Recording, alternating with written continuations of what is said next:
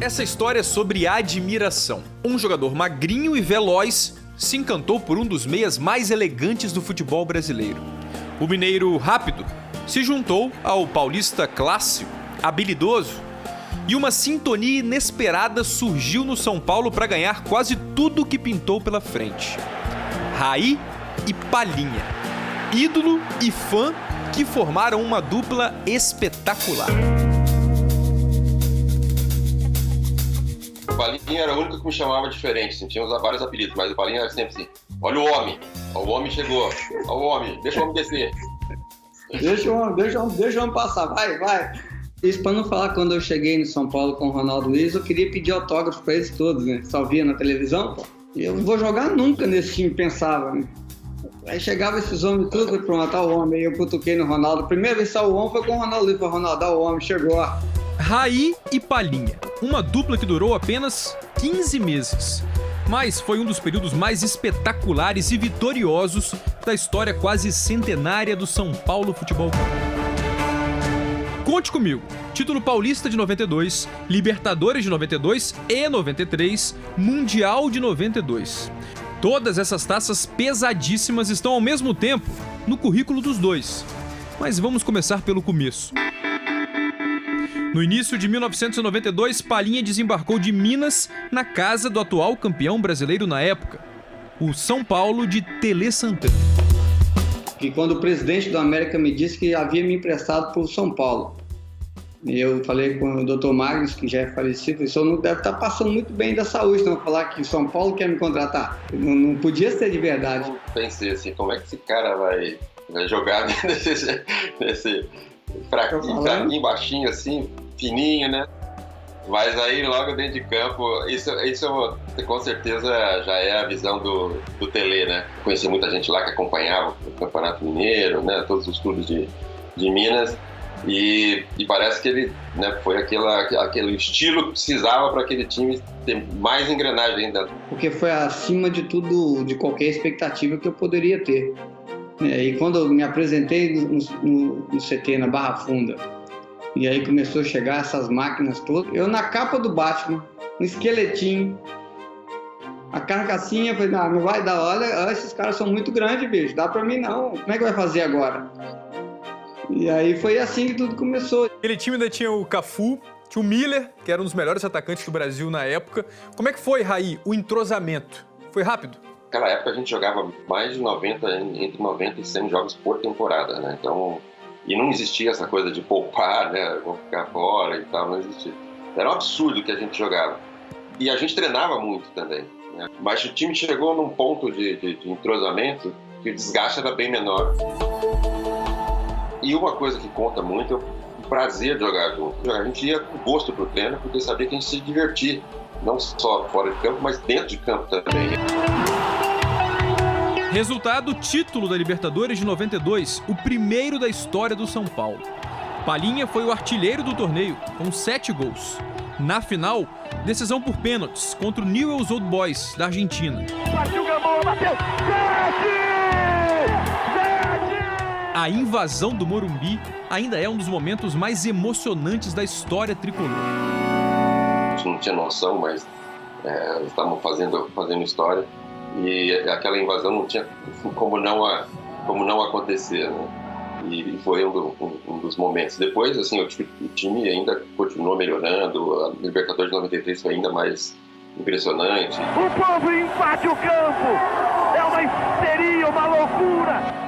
6 meses depois, outro dia histórico, final inédita do Mundial de Clubes contra o Barcelona. A dupla espetacular participou do gol da vitória, mas não foi com uma tabelinha. Palinha sofreu a falta para Raí marcar o segundo dele no jogo. Ou será que Palinha cavou? Cafu devolveu, Raí bateu, gol! Era o gol que a gente precisava para sair campeão. E nada melhor de virada ainda no Barcelona, que todo mundo falava que ia atropelar a gente, que ia passar por cima. Não passa nada, os caras tinham que jogar demais para passar por cima, não era difícil de passar. A gente era complementar assim, no jogo, no meio campo, no ataque, né? E acabou saindo também dessa complementaridade, né? Eu saí para a direita, ele entrava, né, pelo ataque, às vezes eu voltava um pouco mais, mas geralmente ele voltava mais, ele troca comigo, mais com o Miller, com os outros jogadores, mas eu e o Paulinho sempre estávamos próximos e sempre procurando um ao outro também. E aí acabou, a jogada decisiva saiu não de uma tabelinha, mas de algo complementar, né? O privilégio de ter sofrido aquela falta está ali marcado também, né? Aí vem o Raí e faz aquele gol, né? Tinha que acabar o jogo ali, depois daquele jeito não podia nem continuar mais o jogo. Uma semana depois veio o título paulista. Na temporada seguinte, o sucesso continuou. Bicampeonato da Libertadores. Um lance de Palhinha dessa campanha nunca mais saiu da cabeça de Raí. Foi nas quartas de final contra o Flamengo. Uma das, se não é a maior, mas uma das assistências mais bonitas que eu já vi na história do futebol foi o Palhinha que deu.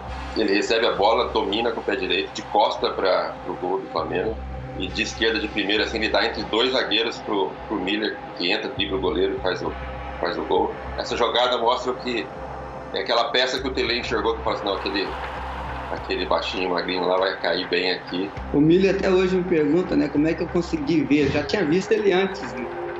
Então, assim, era menos difícil, que eu já via antes, eu já sabia onde é que eles estavam antes, né? Tinha as referências, as balizas das traves, as placas de publicidade. Não dá para explicar como que é isso, mas eu sabia onde é que eles estavam. Já citaram o Tele como um dos grandes arquitetos desse time, um dos maiores gênios do Brasil à beira do campo. Palhinha, é verdade que você tinha medo dele? Pô, como é que não tinha medo dele, rapaz? O homem era bravo, velho. É que você não ia nos treinamentos, não via como é que ele me pegava lá, rapaz. Não era fácil, não. Mas era um medo com respeito, assim, na verdade. Era mais respeito do que medo, né? Medo é uma expressão, assim, porque o Tele foi tudo de bom na minha vida, né? Ele me fez ficar melhor do que eu era, entendeu? De verdade. Em todos os sentidos, de treinamento, de cobrança, de profissionalismo, de caráter, de ser homem, respeitar meu companheiro, respeitar os adversários, enfim, ele foi uma chave que é difícil falar, não gosto de falar muito dele porque eu me emociono de verdade. Então, sim, ele foi tudo. Muita coisa que o atleta não tinha consciência ainda, que ele poderia fazer, o que ele poderia melhorar. O de nível, assim, de estágio, de melhorar o poder, explorar o máximo. Né? Ele falava para mim, né? Você tem 1,90 m, você tem que estar mais na área, você tem que finalizar. Aí, estando mais na área, tem que trabalhar fundamentos, né? Melhorar cabeceio, e tudo isso vai fazendo. Então, no começo foi duro. No começo ele pegava mais do meu pé, depois ele viu que já ia sozinho. Mas aí eu acho que com o Palhinha, ele tinha uma coisa, além de ser mineiro, tinha uma coisa que ele também, claro, o estilo do Palhinha, técnico e tudo, mas ele também foi um jogador, ele foi um jogador franzino, ele sempre falava isso, né? E eu acho que ele se via também um pouco no estilo do Palhinha como ex-atleta.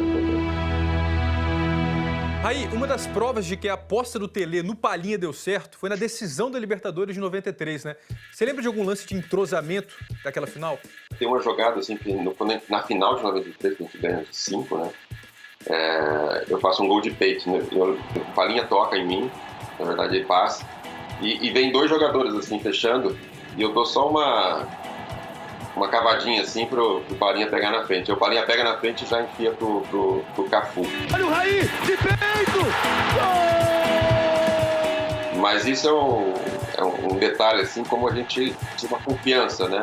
Eu já sabia que aonde ele estava passando. O trabalho era passar pelos dois, por cima dos dois, dar uma cavadinha bem pequenininha, assim, que eu sabia que ele já estava passando. Aqui é um exemplo, assim, do entrosamento que era, como a coisa funcionava, como uma máquina mesmo. Fazer 5 numa final de Libertadores já diz muita coisa. Raí se despediu do São Paulo em junho de 1993, antes de ir para o PSG.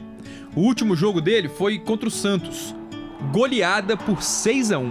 Esse jogo da minha despedida, eu lembro desse um dos gols do Palhinha, que era uma despedida, que é uma demonstração, né, de respeito. Teve um dos gols que ele faz, eu não tinha feito meu gol ainda, no final acabei fazendo um. Ele passou, aí ele começou a me procurar, esperar para ele me dar o passe para eu fazer o gol na minha despedida.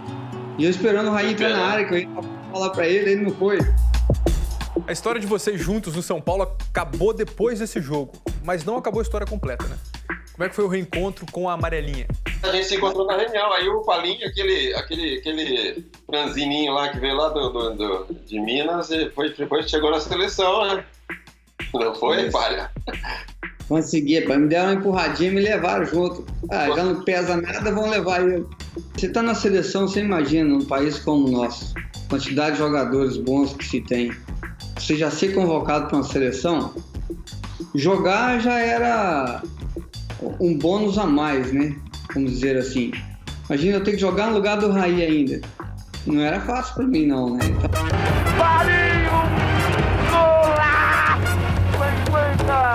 E o momento da seleção era tumultuado. O time buscava a classificação para a Copa de 94 e tinha começado muito mal as eliminatórias.